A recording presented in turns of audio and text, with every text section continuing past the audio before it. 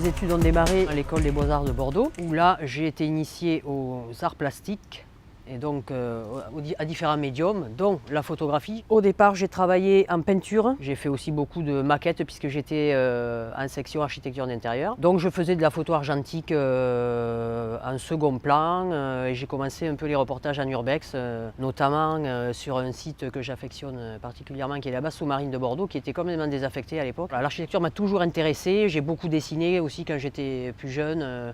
Je faisais des conceptions de maisons. C'est un peu le fil conducteur de mon travail aujourd'hui. Je retravaille avec des outils comme le sténopé, avec des anciens boîtiers argentiques. Je fabrique aussi mes propres boîtes, ce qui me permet d'obtenir des images avec des effets déjà intéressants à la prise de vue. Ce que j'aime, c'est m'imprégner des ambiances qu'il peut y avoir dans un lieu désaffecté. J'aime être en relation avec une ambiance. Moi, j'imagine des choses et c'est ce que j'essaie de retranscrire en faisant des prises de vue dans ces lieux.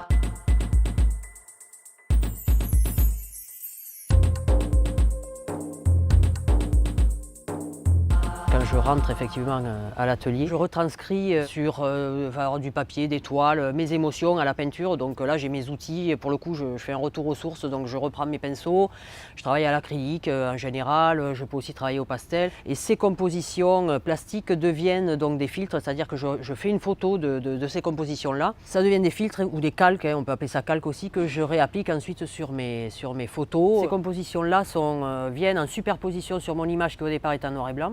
Et ça me permet de réchauffer une image, de rajouter de la matière. Je dirais que je fais partie effectivement de ce collectif de la photographie plasticienne, donc, qui est un concept qui est né dans les années 80, qui regroupe un certain nombre d'artistes, très souvent qui sont plus plasticiens que photographes, mais qui utilisent la photographie comme moi, comme un médium dans leur travail, mais qui ne peuvent pas se contenter que de ça. Donc c'est-à-dire que ils utilisent la photographie, la peinture, ça peut être du collage, et donc de mélanger tous ces médiums-là.